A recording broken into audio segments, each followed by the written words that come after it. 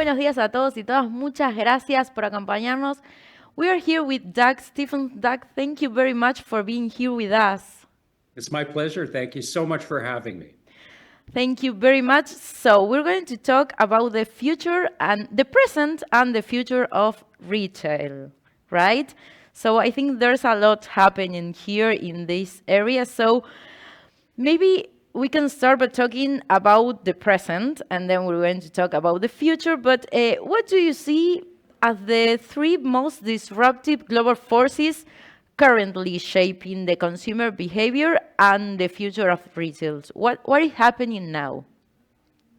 Yeah, that's a huge question. And obviously, to your point, there's a tremendous amount going on right now, both with the consumer and with the environment that the consumer is working in. I think, to answer the question straight on, I think that one thing that really concerns me right now is the state of capitalism globally. I feel that industry has really bent towards shareholder primacy and the capital class. I think, and that is certainly something that's been going on for Sure. at least the last 30 years. We've seen this sort of move toward biasing the capital class over the working class. And that is really beginning now to have a meaningful impact on the lives and sort of the life milestones of younger generations. Things like education, marriage, purchasing a home, having children. We're beginning to see significant impact on those life milestones. And it's important for retailers to recognize that those milestones represent important moments in a consumer's life when they need things, right? Sure. When they need furnishings for their homes, or when they need clothing or toys for their children. And so we really have to begin examining, I think, the impact that capitalism, if we want to call what we do today capitalism, we need to review the impact that that's having on society. The second thing that really concerns me today is the geopolitical uncertainty that consumers are living in and operating in. We see democracies around the world are in decline. The world order is in flux. There's tremendous economic volatility. I'm a Canadian, but we only have to look at what's Sure. happening in the United States to understand the kind of economic volatility that a trade war can cause. So we're seeing intense nationalism, a redefining of the world order, democracies losing the faith of citizens. And again, I think a lot of that has to do with economic inequality, people losing faith in their governments to be the arbiter of fairness on their behalf.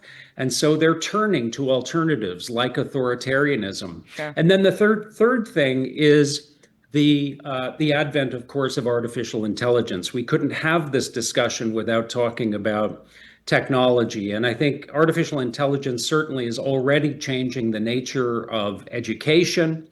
The role of education in the student's life to train them on how to gather, analyze, and report data is really becoming outmoded in a world where AI can do all of that. So I think for educators, this is going to mean really focusing on reasoning skills and creativity and strategic thinking so that graduates can come out into the workplace and add new value to the organizations that they join.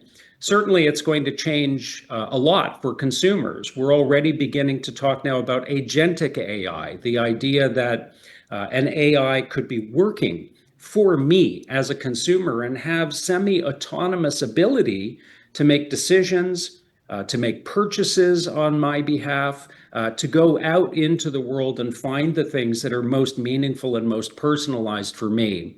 And this is really going to change, I think, the nature of advertising, because AI is looking for, it isn't looking for romantic, beautiful pictures and romantic video about products. It's looking for data. It's looking for empirical, objective data that suggests that this is the best product in the market.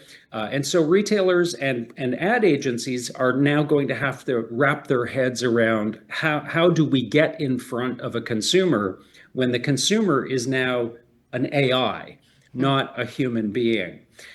So certainly that's going to bring change for retailers as well. And there's no end to the number of ways that we're going to see AI be incorporated into retail organizations, whether that's through logistics and supply chain on the front end, all the way through to real-time data coming off of sales floors and management teams then beginning to be able to make decisions in the moment based on that real-time data. And then, of course, all the way through to customer relationship management.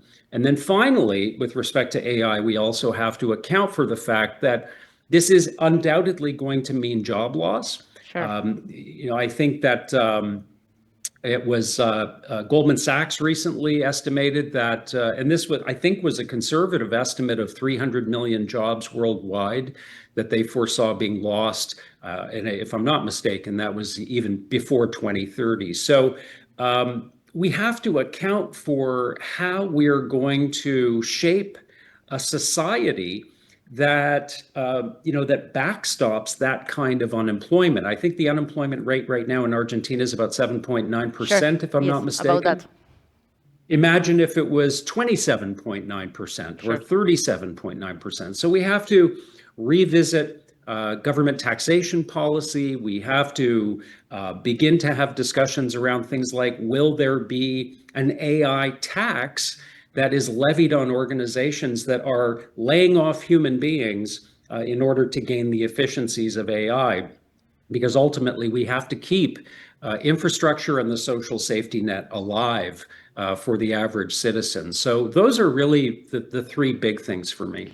Okay, this is quite challenging, obviously, and I was thinking of one of the things you name about the nationalism, and we are now in a landscape dominated mostly by global giants. We have these big global brands and global organizations. And what opportunities do you see now for the local retailers?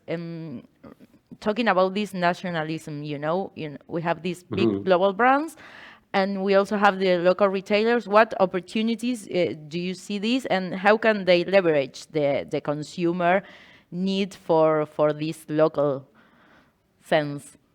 Great question. Yes, and certainly the largest retailers in the world are only becoming larger. Markets are severely concentrated now.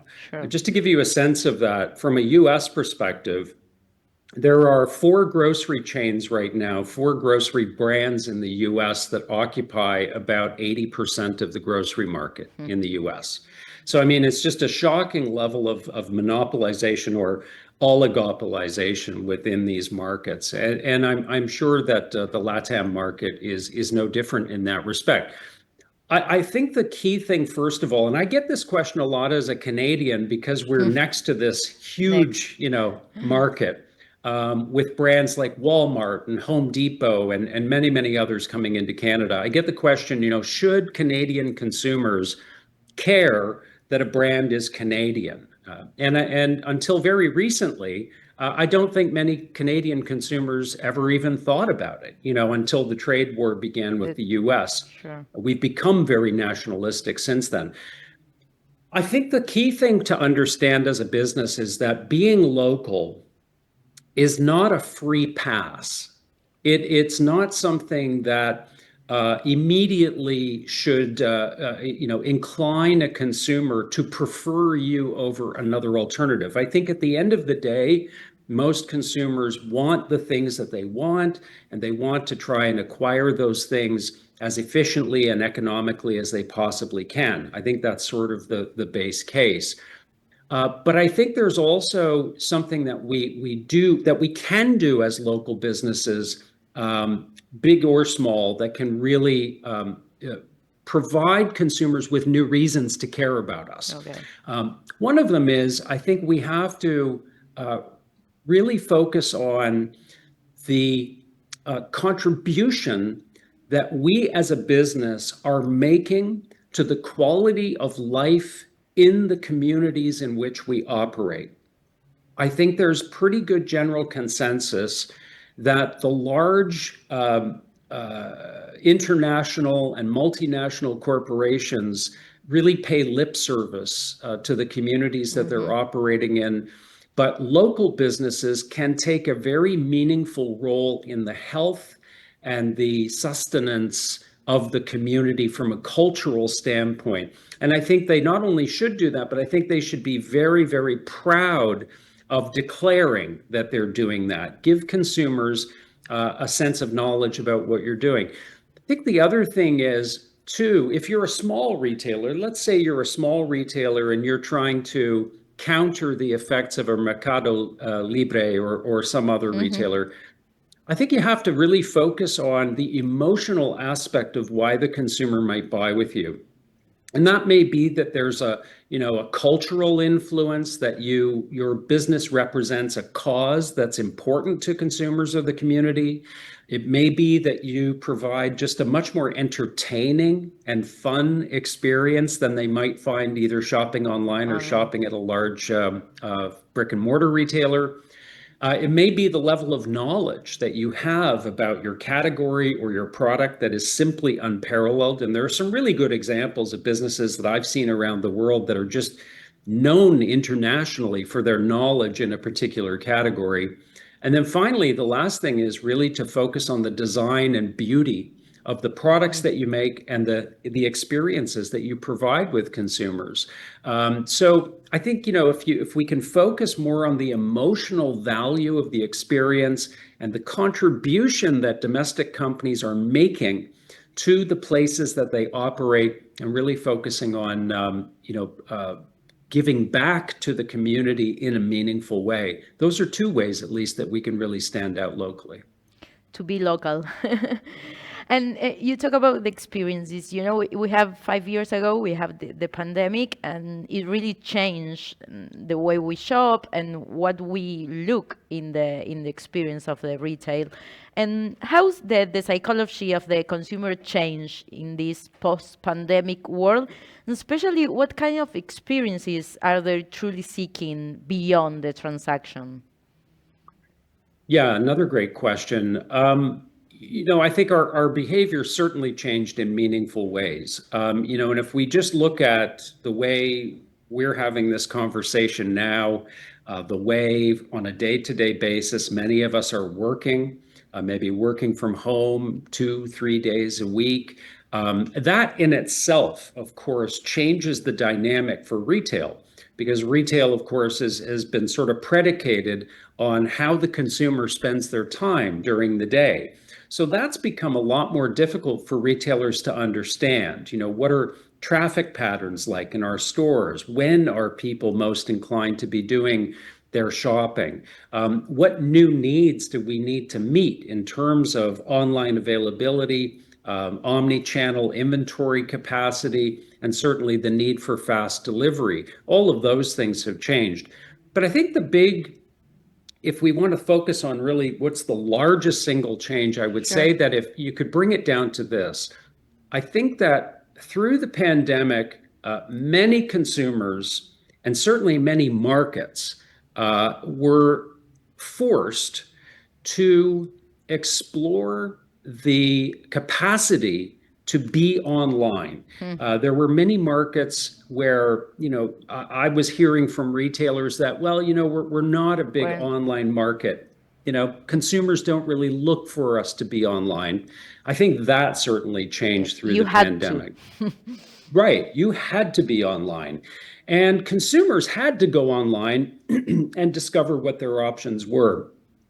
Now, when I look at the landscape, I sort of look at it this way. I think that consumers are looking for one of two things in the market. They're either looking for time and money well saved. So where can I get the best deal on a product? Where can I achieve the best price?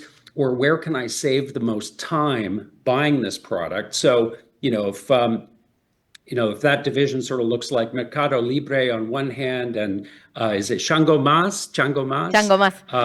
Right. Yeah. So, on the other hand, right, where can I get the best price? Where can I save the most time and effort? The other side of that universe, though, is time and money well spent. Hmm. So if I am going to spend more money, where can I get fantastic service? Where can I be assured of a high quality product? Where can I really be valued for my business? Where can I go and see things and try things and do things that I've never done before? So have new experiences.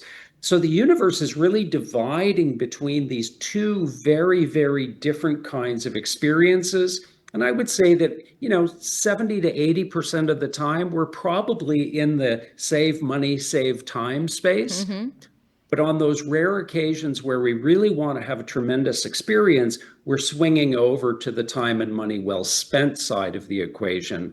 And retailers have to be clear about who they are within Sure. that, because it's very difficult to play both ends of the spectrum at the same time.